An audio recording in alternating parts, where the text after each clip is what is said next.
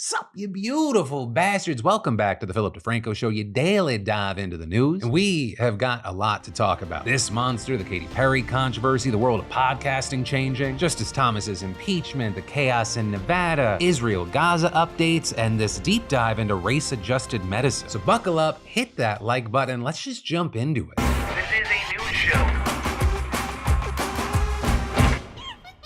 News like this makes me wonder if we should just factory reset society. Because we need to talk about this guy who's in the news, Gary Miles, because he's accused of ejaculating onto a stranger's leg in a Dollar Tree. You might actually already be surface level familiar with this story because this video has been going around social media, it's blown up. You see this woman following a fleeing Gary out of a Dollar Tree in Philadelphia, and in it, she is chasing him and yelling, "Look, he nutted on my leg!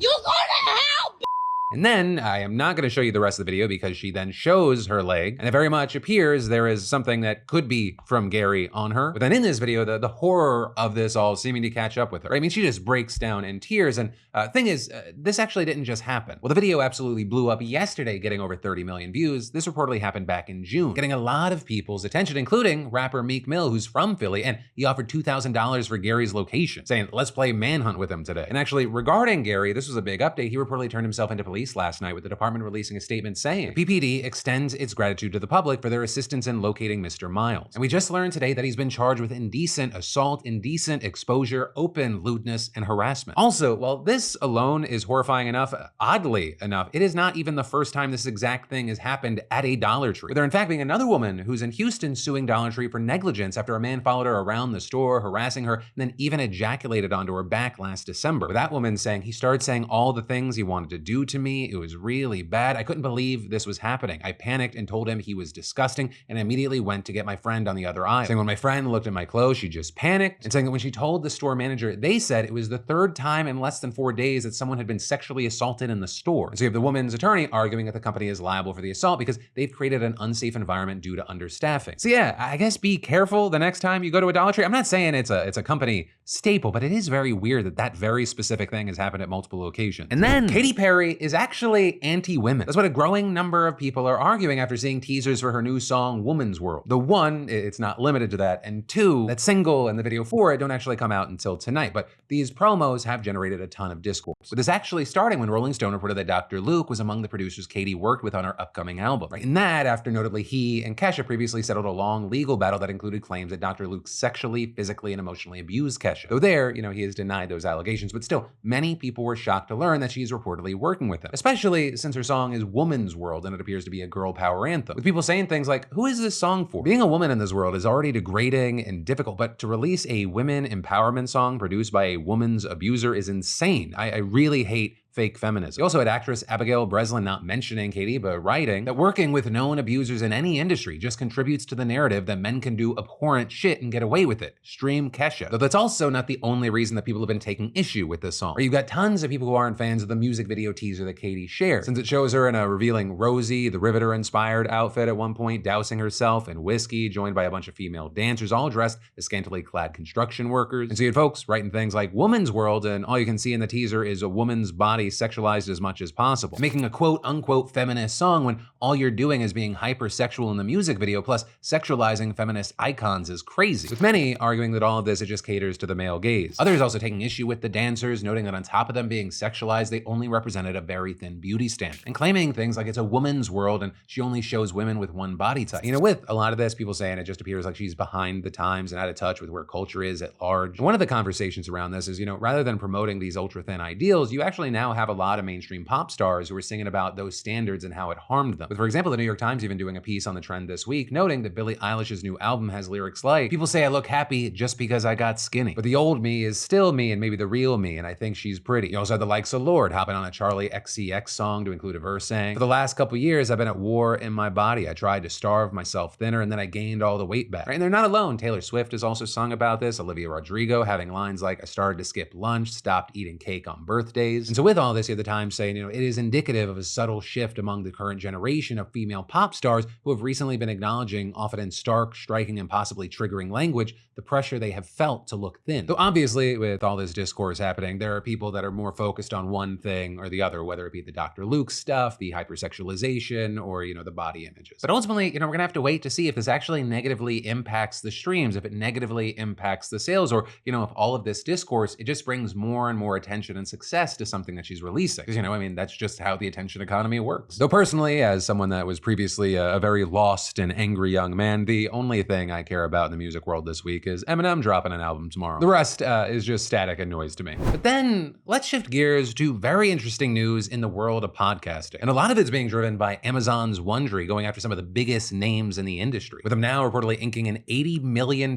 deal with Dax Shepard and his Armchair Expert show. And that's a big deal not only because of the number, not only because it was formerly with Spotify, but now Wondery is going to distribute that podcast and co-produce 2 new ones. And that's in addition to holding an annual live stream with Dax and also launching video episodes and taking on the whole back catalog. And this, as Wondery is also apparently in talks to pick up Travis and Jason Kelsey's New Heights podcast. Though that is not set in stone yet, neither is the future of Call Her Daddy, which according to the Wall Street Journal, while it is with Spotify now, it's being shopped around, and the Wall Street Journal saying that Sirius is currently a frontrunner to pick it up, but also possibly a game changer, also maybe it's a nothing. It looks like Spotify is interested in getting engagement on podcasts, with them now reportedly set to launch a comments feature on its podcast. Though apparently it would not look like the comment section that you're used to, because according to The Verge, comments will be default as private, and creators then get to approve what comments that appear there. And then they can also just opt out of the feature in full or on a per episode basis. Though I will say, I don't know how many podcasts are going to enable the comment section. And that's because there's been conversation in the industry for a very long time that a lot of podcasts actually have very inflated or boosted numbers. And while in places like YouTube, you can go to a video and see if the number of likes and the number of comments, it seems, kind of real, where you can have viewers and advertisers who know this space looking at it, and they can tell you if it passes the smell test or not. There's a belief that a number of podcasts that are successful just on podcasting platforms would not. But regardless, big shifts, big changes. It's very interesting. And then, while Biden old definitely got the gold this week for media attention, silver, I would say, goes to Project 2025. Clarence Thomas, he's been fighting to make the podium, right? And that for a number of reasons, starting with 2 Democratic senators are calling for a criminal investigation into Thomas for possible violations of tax laws and federal ethics, right? With Senator Sheldon Whitehouse of Rhode Island and Senator Ron Wyden of Oregon sending a letter to Merrick Garland, the Attorney General, asking him to appoint a special counsel that would be tasked with investigating Thomas's failure to disclose his sugar baby antics, with that including the acceptance of lavish gifts and luxury travel. And specifically with this, they're asking the special counsel to look into whether Thomas violated tax laws by failing to disclose his income, the $267,000 he received in forgiven debt for a luxury RV, with the Senate Finance Committee previously concluding that a good chunk of that loan came from Thomas's friend, Anthony Welter, and was forgiven in 2008. They're also asking the special counsel to investigate the $25,000 in consulting fees paid to Thomas's wife, Virginia, by conservative judicial activist Leonard Leo, with some ethics experts saying that those payments raise questions about whether Thomas should have recused himself from certain cases. And in their joint statement, Whitehouse and Wyden wrote, "We do not make this request lightly. Supreme Court justices are properly expected to obey laws designed to prevent conflicts of interest and the appearance of impropriety and to comply with the federal tax code." And adding, no government official should be above the law. Now with this, the senators may have asked for a special counsel, but that doesn't mean that the Justice Department is actually going to make that happen. For example, Jeremy Fogel, a former federal judge and executive director of the Berkeley Judicial Institute, saying, inevitably, it would be seen as political retribution for rulings the justices made that they don't like. I just don't know how you get out of that box. Though also,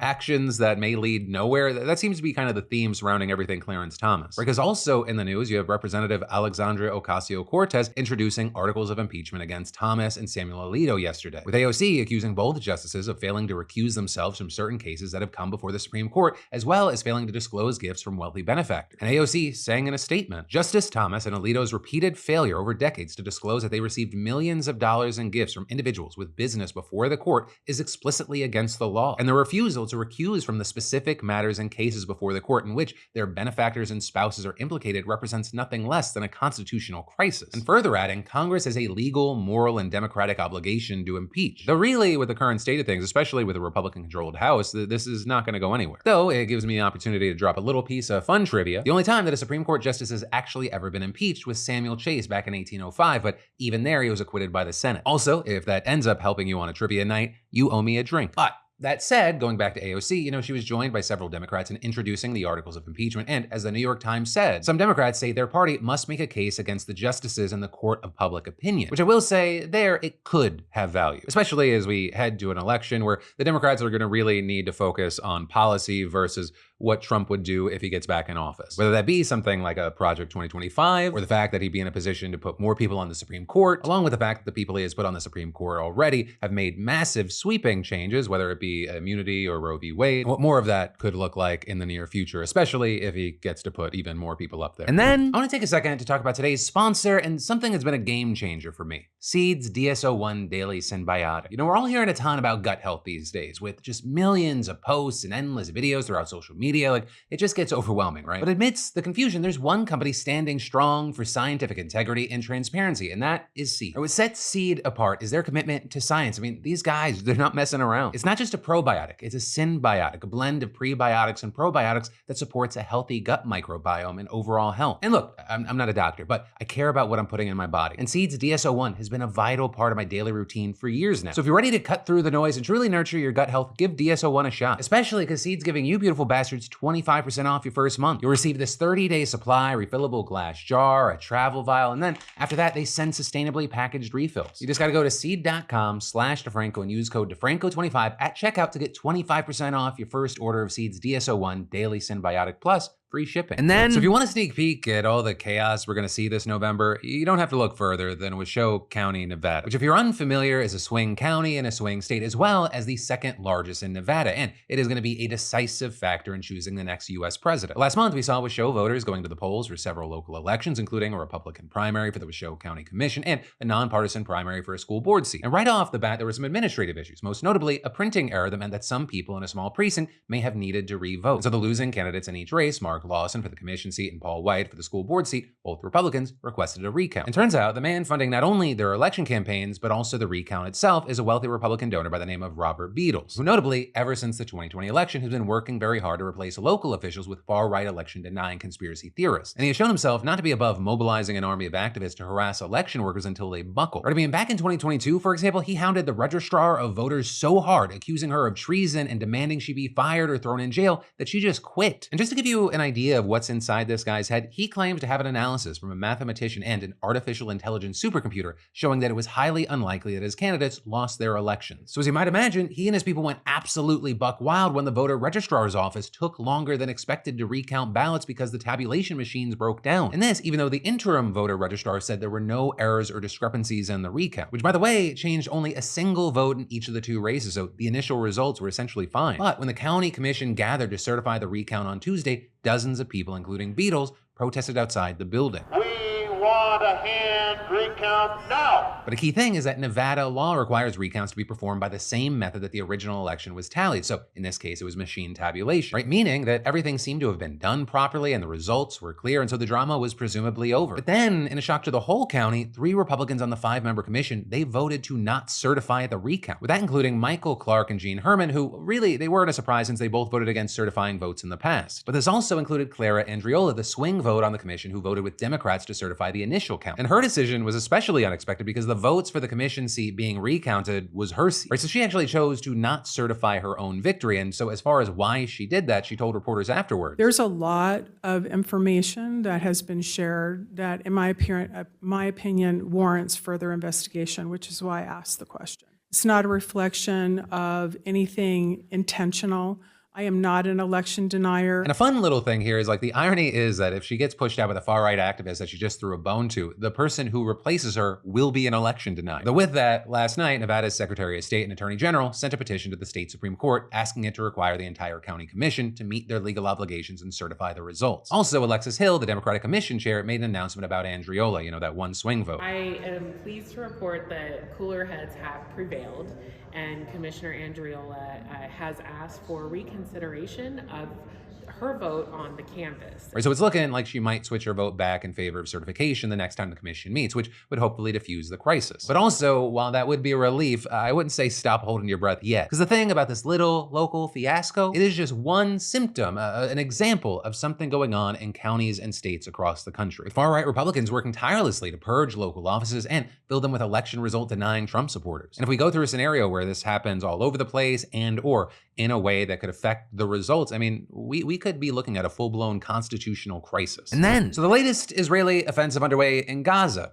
We should talk about it. And also with that, everything that it means for the ceasefire talks, the situation with Hezbollah, and of course, because we can't help it, where the US fits in all of this. So to start, this latest offensive, it's happening in Gaza City, where that was once home to more than a quarter of Gaza's residents before the war, and it was largely destroyed by the end of last year. But despite that, hundreds of thousands of Palestinians have now returned. And also notably, so have some Hamas fighters. So again, we're seeing similar scenes play out there. You had leaflets dropped on the city earlier this week, as well as online and recorded phone messages being shared, calling on everyone in Gaza City to head south. And all of it echoing the very first evacuation order from last October, when the Israeli military told 1 million civilians to leave the city and other parts of northern Gaza ahead of its initial ground invasion. But of course, that was the beginning of this war, and now we're almost 10 months into it, with the vast majority of Gaza's roughly 2.3 million people already displaced, and many of them multiple times. Not to mention the areas Israel marked as safe zones, they're already extremely overcrowded. And then also sometimes they're not even really that safe, right? I mean, you had one Gaza City resident telling the Washington Post that she and her family categorically refused to leave our house. And they're not because there's some sort of attachment to their home, but because they don't know where it's actually safe. And at that point, the evacuation order reportedly sparked heated discussions among Palestinians online about whether or not to follow it, with the UN Humanitarian Affairs Office also warning that Israel's instruction for people to leave Gaza City will only fuel mass suffering for Palestinian families. But in any case, we're now seeing tanks and troops moving deeper into Gaza City, and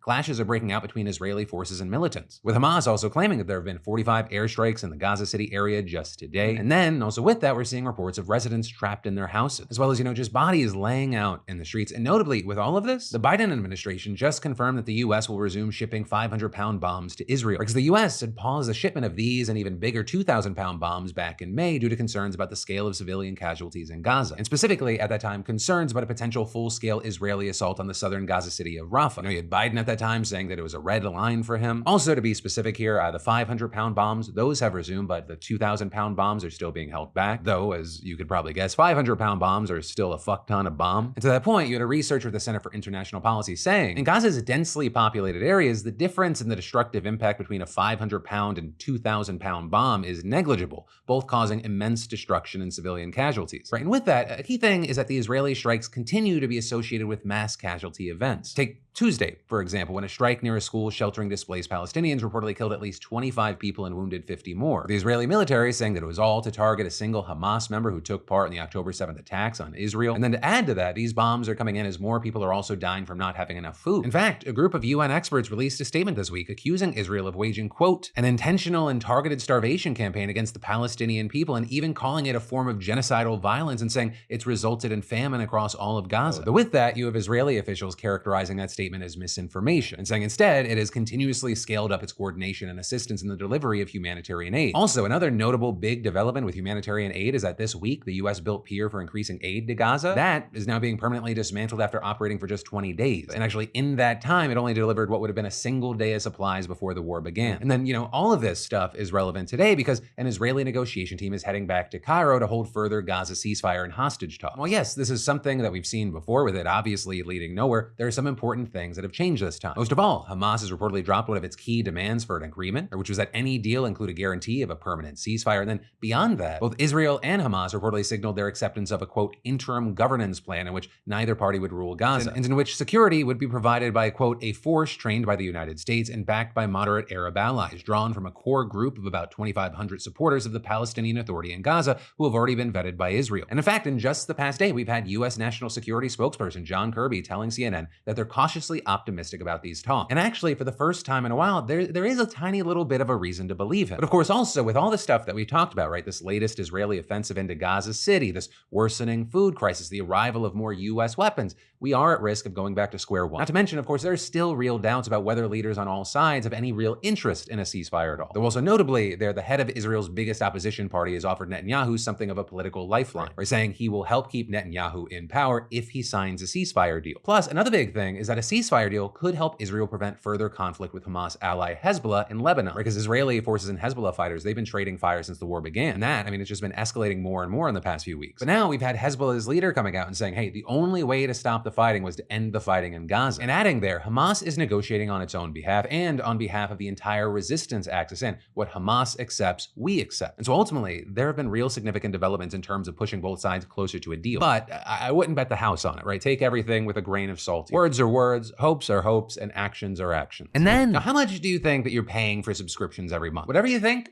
it's probably more. Right? Over 74% of people have subscriptions that they've just forgotten about. Like for me, for example, I had 2 subscriptions to the same service. I don't know, maybe it's just getting older. I feel like the longer I live, the more I forget about, especially the mundane stuff like subscriptions. But thanks to the sponsor of today's show, Rocket Money, I'm no longer wasting money on the ones I forgot about. Because Rocket Money is a personal finance app that finds and cancels unwanted subscriptions, monitors your spending, and helps you lower your bills so that you can grow your savings. You know, I can see all my subscriptions in one place. I see something I don't want, boom, Rocket Money can help me cancel it with a few taps. In the dashboard, it shows this month's spending compared to last month, so I can clearly see my spending habits. And also get this, they will even try to negotiate to lower your bills by up to 20%. All you gotta do is give them a picture of your bill and Rocket Money will take care of the rest. They'll deal with the customer service for you. Which on that note, Rocket Money has over 5 million users and has saved a total of $500 million in canceled subscriptions, saving members up to $740 a year when using all the app's features. So stop wasting money on things you don't use. Cancel your unwanted subscriptions by going to rocketmoney.com/PDS. That's rocketmoney.com/PDS. rocketmoney.com/PDS. Is it in your head yet? Good.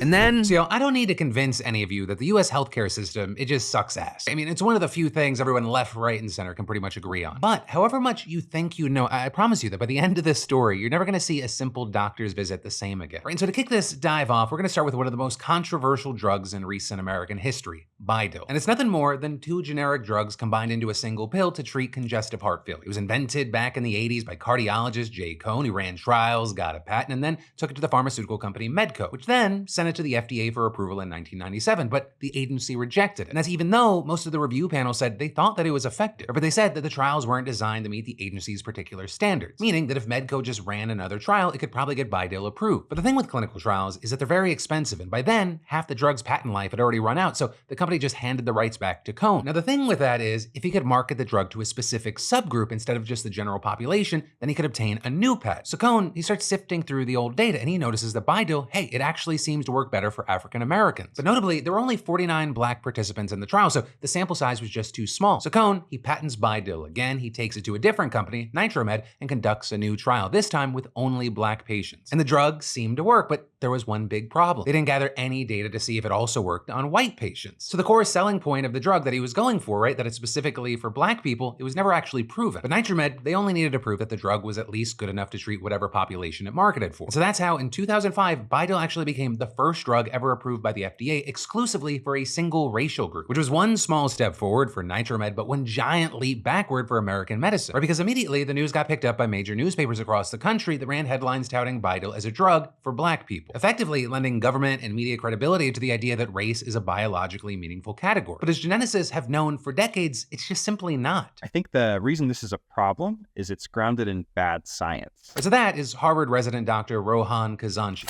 So there's actually more genetic variation within racial groups than there is between racial groups. And he says that race, it's an imprecise category, not only because it's an extremely poor predictor of genetics, but also because it's so fluid. Right? Many people identify as mixed race, others change their racial identification over time, and the racial categories themselves, they change from census to census, which is why Dr. Neil Schluger, a professor at the New York Medical College, says that race is entirely a social construct. The differences that we assign to racial characteristics, skin color, hair texture, shape of someone's eyes or something like that are really not much more meaningful than differences in hair color. Yet, as the case of Bidil shows, the myth of biological race continued to plague parts of the medical field well into the 21st century. But what I want to show you here is that this ugly idea, what Kazanchi calls racial essentialism, it goes so much deeper and further than Bidil in ways that not even all doctors are aware of. I mean, let's take, for example, your lungs. If you go to the doctor to get those things tested, they'll often have you blow into a device called a spirometer. They'll then plug the data into an equation along with a bunch of other information about age, weight, and sex to see if you have healthy lungs. But what you might not realize is that one of the inputs for that equation is your race. And to understand why, we have to go back to the 1970s. It was noticed that for any given age, height, and sex, that Black individuals had lower levels of lung function than whites. And that was just assumed to be normal biology. Though of course, differences in lung health could probably be explained by a host of other factors tied not to race, but racism. Economic status, educational status, environmental exposures, access to good nutrition. But the people designing the equations, they didn't think about any of that, so they just figured it made sense to adjust the score up or down depending on the patient's race. Meaning you could take two patients, one black, one white, who are completely identical except for their skin color. And when you test them, the equation says that the white patient has lung disease while the black one doesn't. Basically telling the black patient, your lungs are pretty weak, but they're not bad for a black person. And while the medical community really only moved away to de-racialize lung function testing a few years ago, I mean, race is still used for it in many, many hospitals to this day. And so as you might expect, it leads to a lot of black people getting fewer diagnoses, lower doses for prescription drugs, and fewer referrals to a specialist. And so to actually try to quantify the effects of all this, a team of researchers, including Kazanchi, they conducted a study. With them taking a sample of nearly 400,000 people and extrapolating the data out to represent 250 million Americans. And they asked a simple question: if we test these people with a race-neutral equation instead of the traditional one, how different will the results be? What they found was absolutely shocking. Many people would be reclassified. So ventilatory impairment for 12.5 million people, medical impairment ratings may be reclassified for 8.16 million, occupational eligibility for over 2 million, grading of chronic obstructive pulmonary disease or COPD for over 2 million, and military disability compensation for 413,000. I mean, we're talking about disability payments that are increasing on the order of thousands of dollars annually and redistributing over $1 billion in disability payments to eligible veterans. With the study's lead author, James Diao, adding there, almost 90% of the lung transplant waiting list in 2020 would have been rearranged or given some other priority if we had not used race back then. And while black patients are definitely impacted the most by race-adjusted equations, all racial groups, even including white people, they feel the effects. The use of race in these equations made black patients look less sick and made white patients look sicker. So some white people, they experience the opposite problem of getting overdiagnosed. And sometimes, because nowadays the equations are done automatically through an algorithm in the machine, even doctors themselves don't know race is influencing the numbers. But, and this is where things get really scary, all of this goes far beyond just lung function tests. Right, going back to congestive heart failure, an equation that predicts your risk of death from that is also race adjusted. And then, I mean, you've also got race being factored into equations for the risk of death from complications during cardiac surgery, the risk that an organ transplant's gonna fail, the risk of complications during vaginal birth for someone who's had a prior C-section. And I mean, the list of things, it just goes on and on. Kidney disease, kidney stones, UTIs, osteoporosis, cancer, diabetes, on and on. Hell, even the tests that modeled cognitive functioning for NFL players who sued the league for concussive injuries, they used race as a crude proxy for social factors and life experience. I think the unfortunate reality is that there are examples of race-based medicine that impact nearly every organ system in the body. But interestingly enough, the murder of George Floyd prompted a sudden reckoning in just about every corner of American life, and that includes medicine, with the American Medical Association passing a resolution that fall condemning racial essentialism, as well as calling for a stop to using race as a proxy for biology or genetics in medical education, research, and clinical practice. Then in 2021, we saw the American Thoracic Society and European Respiratory Society renounce race-adjusted lung function testing. And in 2022, the Global Lung Function Initiative created a race-neutral equation for testing. So at this point, you're thinking, okay, well, that's it, right? We did it. We fixed the problem. There's no reason Phil should be talking about this. Well, as it turns out, correcting the historical legacy of racism, not the easiest thing, because just changing the guidelines, it doesn't automatically change what's happening on the ground. Sometimes we talk about this like 30-year delay from when something becomes standard of care to when it becomes, widespread clinical practice. Right. We can see this delay in one of the other big examples of race-adjusted testing, kidney function. There was a study that found that when there's a new equation that was recommended for kidney function, after like 10 years, only a quarter of testing laboratories has switched to the new equation. Right now, he says that we don't have any concrete data on how many hospitals have and haven't made the switch to race-neutral equations. And so if your doctor asks for your race while filling out paperwork or punching numbers into a calculator, that might be a good time to ask some probing questions. Which, to be clear, it doesn't mean get ridiculous and start yelling about how you're gonna call your lawyer. Though, if you think that you may have received substandard care because of race-based medicine, lawsuits are an effective way to apply pressure on institutions to change their practices. But rather, just ask how race might affect your care, and depending on their answer, it either clears up your concerns or it starts a useful conversation. Ideally, that's how it plays out. But then finally, today, let's talk about yesterday. Because when I went into those comments, I saw a lot of people frustrated with YouTube, commenting on that story yesterday, saying things like YouTube is ruthless when a content creator uses a no-no word like suicide or rape, but can't stop bots promoting illegal stuff like CP or animal abuse. And others replying, YouTubers have to change the way they talk about serious topics, self-censoring in the most ridiculous way, even if they're talking about it respectfully. Though I will say there, I've just reverted to using the regular words. The one time I said unalive in a video, I felt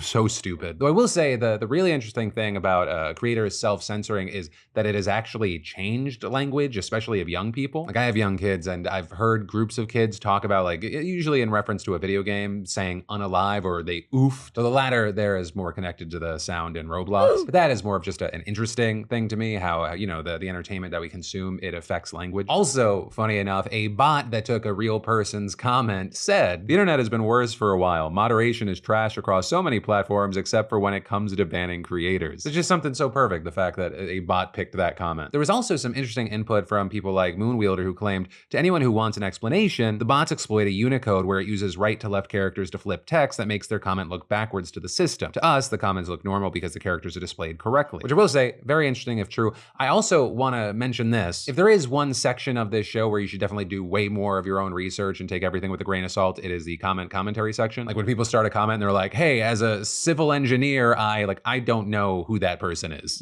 Right, for all I know, it could be some fucking idiot that looks like me that's like, hey, as an 18-year-old black girl, here's what I think. Also, I will say there was a lot of conversation regarding phones in classrooms. Are you even seeing more and more news about school districts banning phones or trying to find ways to restrict them? And there, some of y'all said things like, the fact that phones are even allowed during class today is baffling to me. I graduated in 2013. We all had iPhones and Androids during high school, but we were never allowed to have them out during school. I remember teachers taking them and keeping them the entirety of class if they did see. I remember having to sneak text in my backpack. I was only allowed to have them out during art classes for references when sometimes my teacher was cool and let us listen to music while we painted. One time I got detention and my phone taken away until my parents came and got it. We also had folks like Drew saying, I'm a teacher in Australia and we have a policy that students are allowed to have their phones on them, but if they use them whilst on school grounds without permission, then they get it taken from them for the day. We've got all the same benefits that were being listed for the pouches, just without having to take phones off the entire school for the day. The biggest problem we have is parents still messaging their kids throughout the day despite wanting this policy. So also on the topic of pouches, we got comments like, as a teacher, I will say flat out that yonder pouches or anything like them are worthless. It literally just takes a strong enough strike on a desk or wall and the magnetic lock will open. Other options are cutting the pouches open or bringing a dummy phone or putting just the phone case in the pouch. These kids will find ways to get around these types of things, which I will say is absolutely true. It's also why, and I'm not